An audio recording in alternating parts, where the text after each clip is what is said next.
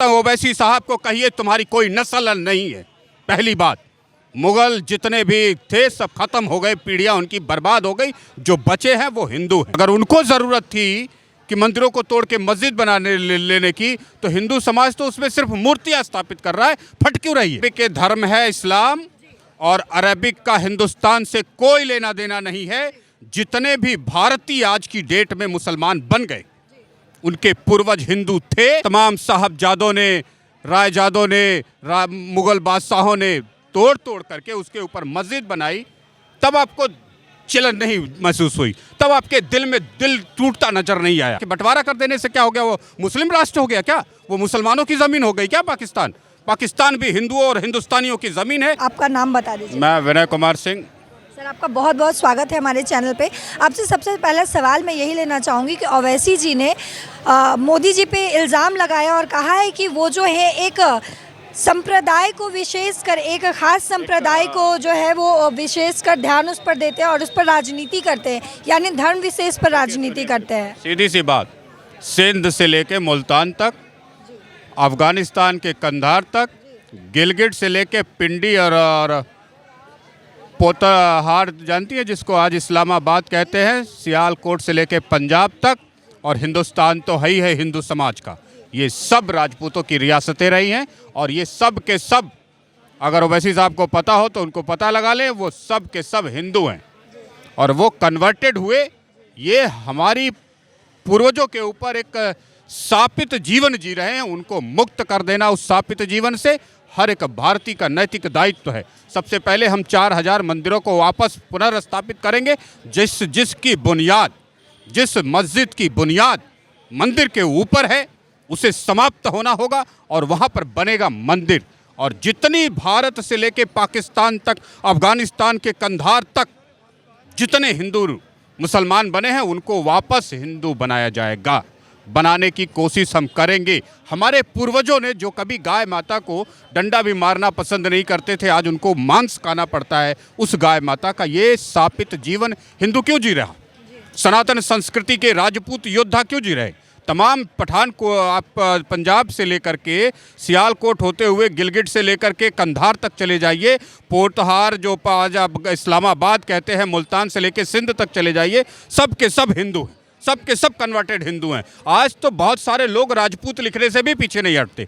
तो उन तमाम राजपूतों को जिनको कन्वर्ट कर दिया गया किसी भी डर से, किसी भी परिस्थिति में, उनको उस शापित जीवन से मुक्ति दिलाना और वापस सनातनी बनाना, ये हर भारतीय का नैतिक दायित्व है। साथ ही जितनी मस्जिदें हैं, जो आज जिनकी दीवारें, जिनकी नींव मंदिरों की है, उन तमाम मस्जिदों को हटना होगा और वहाँ पे मंदिर बना करके हमें अपने सनातनियों में गौरवान्वित इतिहास फिर से स्थापित करना होता है। क्यों हम पीछे हटेंगे? ओवैसी साहब को तकलीफ क्या है? ओवैसी साहब से पूछिए कि उनके राजाओं के पास, महाराजाओं के पास 800 साल तक शासन और सत्ता करने वालों के पास ज़मीन नहीं थी, ईंटें नहीं थे, पत्थर नहीं थे, लेबर नहीं था, पैसा नहीं था, क्या नहीं था? ज़रूरत क्या थी उनको मंदिरों को तोड़ के मस्जिदें बनाने की? अगर उनको ज़रूरत थी कि मंदिरों को तोड़ के मस्जिद बनाने लेने की, तो हिंदू समाज तो उसमें सिर्फ मूर्तियां स्थापित कर रहा है, फट क्यों रही है? अगर तुम मंदिर को तोड़ के मस्जिद बना सकते हो, तो मैं अपनी मंदिर में, अपने जिसकी ज़मीन, जिसकी नींव ही मंदिर की है, उसमें मूर्ति रख दूं, तो फट क्यों रही है? जी, यही इल्ज़ाम तो ओवैसी साहब लगा रहे हैं कि अब आप करोड़ मुसलमानों को क्या जवाब देंगे जब आप एक इस राष्ट्र को, अंबेडकर के राष्ट्र को, गांधी के राष्ट्र को आप पूरी तरह से हिंदूवादी बनाने की कोशिश कर रहे हैं और वहीं मस्जिद को तोड़कर आप मंदिर बना रहे हैं। अरबिक के धर्म है इस्लाम और अरबिक का हिंदुस्तान से कोई लेना देना नहीं है। जितने भी भारतीय आज की डेट में मुसलमान बन गए, उनके पूर्वज हिंदू थे और वो एक शापित जीवन जीने के लिए मजबूर हुए। किस कालखंड में मजबूर हुए, क्यों हुए, इसकी हकीकत दुनिया को पता है। हर वो भारतीय वापस सनातनी बनना चाहता है तो बनेगा, और ये मेरा दायित्व है कि मैं अपने पूर्वजों के ऊपर जो लांछन लगे हैं, जो दाग लगे हैं, जो उनको शापित जीवन जीना पड़ रहा है, उससे मुक्त करने का हर संभव प्रयास करूं एक हिंदू होने के नाते। यदि मेरे पिताजी के पिताजी या कोई भी व्यक्ति कल को किसी कालखंड में, किसी औरंगजेब के कालखंड में मुसलमान बन गया तो ये मेरा दायित्व है कि उसको वापस लाऊं और उसे वापस लाने का हर संभव प्रयास करूं, हर संभव परिस्थितियों का निर्माण करूं। अगर किसी को अरेबिक धर्म इतना बड़ा अच्छा लग रहा है तो जाए अरब में देखे क्या हालत है, यमन में जाके देखे क्या हालत है, इराक में जाके देखे क्या हालत है। हम दुनिया को बेहतर सनातनी के रूप में स्थापित करना चाहते हैं और हम कोशिश करेंगे, क्योंकि हमारे पूर्वजों को कन्वर्ट किया गया तो हम अपने पूर्वजों को वापस लाने का भी प्रयास करेंगे। ओवैसी साहब को मुसलमान बने रहना है, बने रहो, लेकिन जो मुसलमान, जो हमारे पूर्वज के कन्वर्टेड पीढ़ियाँ आज हिंदू बनना चाहती हैं, सनातनी बनना चाहती, वापस आना चाहती, उसको हम क्यों नहीं आने देंगे, क्यों लाने का प्रयास नहीं करेंगे। ये तो हमारा नैतिक दायित्व है। फिर जब मस्जिदें आपके तमाम साहबजादों ने, रायजादों ने, मुग़ल बादशाहों ने तोड़ तोड़ करके उसके ऊपर मस्जिद बनाई, तब आपको चिलन नहीं महसूस हुई, तब आपके दिल में दिल टूटता नजर नहीं आया।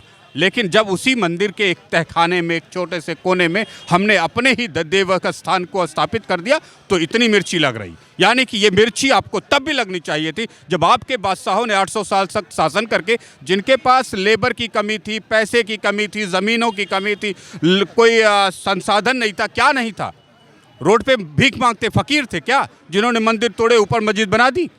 तो अगर आपने ऐसा किया है तो उसको परिवर्तित करके वापस मंदिर को स्थापित करना, उसका निर्माण करना और समस्त भारतीयों को, भारत ही नहीं, भारत तो छोड़िए, मैं कह रहा हूँ सिंध से लेके मुल्तान तक, अफगानिस्तान के कंधार तक, गिलगिट से लेकर के पिंडी तक, पंजाब से लेके सियालकोट के सारे क्षेत्रों में जितने भी हिंदू आज कन्वर्ट होकर के यात्रा ही त्राही कर रहे हैं, स्थापित जीवन जीने के लिए मजबूर है, उन सब को यदि वापस सनातनी में लौटना है तो लौटने के सारे मार्ग खोले जाएंगे, सारे मार्ग बनाए जाएंगे। क्यों हमारे पूर्वज ऐसे जीवन को जिएंगे जो वो कभी जीना ही नहीं चाहते थे? केवल डर के मारे, केवल उनकी बेटियों के, बहनों की, माओं की इज्जत लूटने वालों के डर के मारे उन्होंने कन्वर्जन किया था ना, गर्दन कटवाने से बचवाने के लिए किया था ना। अब उनको वो भय नहीं है, वो वापस आना चाहेंगे तो हर सनातनी उसका स्वागत करेगा। इसलिए ओवैसी साहब को ये बातें बड़ी क्लियर कह दूं, जितनी मस्जिदें जिनकी बुनियाद हिंदू मंदिरों के ऊपर खड़ी है, या ओवैसी साहब उसको छोड़ दे या फिर हिंदू उसको अपने तरीके से लेने का प्रयास करेगा और जीवन पर्यंत हजारों साल तक उसे करते रहना चाहिए। क्यों जिएगा हमारा परिवार एक मुसलमान के परिवार के रूप में? क्यों जिएगा जब हमारा सनातनी धर्म कभी किसी कालखंड में कमज़ोर रहा, हत्या, बलात्कार, लूट, डकैती जो इनका पेशा था उससे डर के किसी ने कन्वर्ट कर लिया, मेरे दादा परदादा कोई भी रहे हो। आज पाकिस्तान की स्टडी करेंगे तो आपको पता चलेगा कि 10 करोड़ राजपूत हैं जो कन्वर्टेड जीवन जी रहे हैं। पठानकोट से लेकर के आप चले जाइए गिलगिट बाल्टिस्तान से होते हुए उधर कंधार तक, मुल्तान से लेकर के आप चले जाइए सिंध तक, सब हिंदू मिलेंगे, सब कन्वर्टेड हिंदू मिलेंगे। अगर वो नहीं चाहते कि वो मुसलमान बने रहें, वो इस्लाम नहीं चाहते, वो अपना वापस सनातन चाहते, तो इसमें बुराई क्या है? पाकिस्तान की भी तमाम मंदिरों को फिर से आबाद किया जाएगा, आबाद होगा, क्योंकि पाकिस्तान की आधी से ज़्यादा आबादी तो राजपूतों की है और उसके बाद जो आबादी है वो कन्वर्टेड हिंदुओं की है। अगर वो तमाम पाकिस्तान बंटवारा कर देने से क्या हो गया? वो मुस्लिम राष्ट्र हो गया क्या? वो मुसलमानों की ज़मीन हो गई क्या पाकिस्तान? पाकिस्तान भी हिंदुओं और हिंदुस्तानियों की ज़मीन है, हिंदू धर्म और हिंदू संस्कृति की ज़मीन है, वो भी कन्वर्ट होकर के वापस आएगी और एक दिन सभी सनातनी एक जैसे सनातनी वर्ड के साथ जिएंगे, मरेंगे और फिर वही पुराना गौरव स्थापित होगा। और वैसे सब समझते क्या है कि हिंदुस्तान पाकिस्तान के 2 टुकड़े कर देने से पाकिस्तान मुस्लिम राष्ट्र बन गया, मुस्लिम ज़मीन बन गई, मुस्लिम कल्चर बन गई? नहीं बनी। ओवैसी साहब, पाकिस्तान में भी तमाम हिंदू कन्वर्टेड हिंदू हैं, वो भी बदलेंगे, वो भी सनातनी बनेंगे और तब पाकिस्तान में भी जितने मंदिर ढहाए गए हैं उतने मंदिरों को पुनः निर्माण किया जाएगा, पुनः स्थापित किया जाएगा और सनातन की बम कंधार तक होगी, कंधार तक होगी। जो कंधारी, जो पोतहार का इस्लामाबाद का राजपूत, जो आपके पठान गिलगिट बाल्टिस्तान का राजपूत, जो सिंध मुल्तान और सियालकोट का राजपूत आज मुस्लिम राजपूत बन के घूम रहा है, वो अगर सनातनी बनना चाहेगा तो कौन रोक लेगा? इस्लाम में ताकत है क्या रोकने की?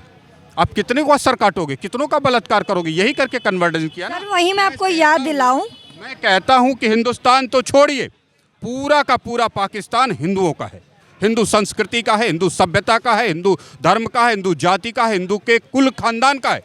लेकिन ये आप कह रहे हैं ना, रामलला का मंदिर बनकर तैयार हो चुका है, सारे हिंदू मुस्लिम सभी आए, सभी ने दर्शन की, देश की जनता खुश है। लेकिन वही ओवैसी साहब कहते हैं कि राम मंदिर बन गया तो क्या, हम तो अपनी नस्लों को यही याद दिलाते रहेंगे कि हम यहाँ पे बाबरी मस्जिद हुआ करती थी और वो बाबरी मस्जिद ही है। चाहता हूँ ओवैसी साहब को कहिए तुम्हारी कोई नस्ल नहीं है। पहली बात, मुगल जितने भी थे सब खत्म हो गए, पीढ़ियां उनकी बर्बाद हो गई, जो बचे हैं वो हिंदू हैं। ओवैसी साहब के दादा परदादा भी हिंदू थे। तुम्हारी कौन सी नस्ल है? तुम कौन से नस्ली हो? तो पाकिस्तान छोड़िए, कंधार तक, कंधार जानती हैं, गिलगिट बाल्टिस्तान जानती हैं, पिंडी जानती है, रावलपिंडी जिसको बोलते हैं, मुल्तान जानती है, सिंध जानती है, ये सब के सब हिंदुओं के क्षेत्र, हिंदुओं की संस्कृति, हिंदुओं की सभ्यता आज भी जीवित है। आज भी वो लोग अपने को हिंदू, सनातनी, राजपूत कहने में पीछे नहीं हटते। तो वो सब अगर इस्लाम नहीं चाहते हैं, इस्लाम में नहीं उनको रहना है, तो ये अपनी नस्लों को, कौन सी नस्ल को बताएंगे ओवैसी साहब? इनकी कौन सी नस्ल है बताइए? मुगलों की नस्ल के हैं ये? मुगलों की नस्ल के हैं ओवैसी साहब? या हैदराबाद में कोई मुसलमान मुगलों की नस्ल का है कोई क्या? या साउथ इंडिया के तमिलनाडु में कोई मुसलमान मुगलों की नस्ल का है क्या कोई? बंगाल में मुगलों की नस्ल के मुसलमान पाए जाते हैं क्या? सब हिंदुस्तानी हैं, सब सनातनी हैं, सब कन्वर्टेड। आज मुसलमान अगर उनको इस्लाम नहीं पसंद है तो वो हिंदू बनेंगे, सनातनी बनेंगे, जो बनना है बनेंगे। ओवैसी साहब रोक लेंगे क्या? उनकी ना तो मस्जिदें हैं, मस्जिदें कौन सी, किस मस्जिदों के लिए? जिनकी नींव हिंदू मंदिरों की है, उन मस्जिदों के लिए ओवैसी साहब आंसू बहा रहे हैं। अरे भाई, अगर तुम मंदिरों की नींव को हटा करके उस पर मस्जिद तामील कर सकते हो, तो वो हिंदू दो मूर्ति रख के अगर बत्ती दिखा दे तो ओवैसी साहब की जल पड़ती है। तो ये क्या है? कुछ नहीं है। ओवैसी साहब का पागलपन है, कुछ दिन में ठीक हो जाएगा। नहीं ठीक होगा तो वो अपनी नस्लों से पूछेंगे कि वो कौन सी नस्ल के हैं। वो अफ़गानी नस्ल के हैं, वो तालिबानी नस्ल के हैं, वो सऊदी की नस्ल के हैं, वो कौन सी नस्ल के मुसलमान हैं। वो पूछ के बता देंगे देश को, देश वाले मान लेंगे कि वो कौन सी नस्ल के मुसलमान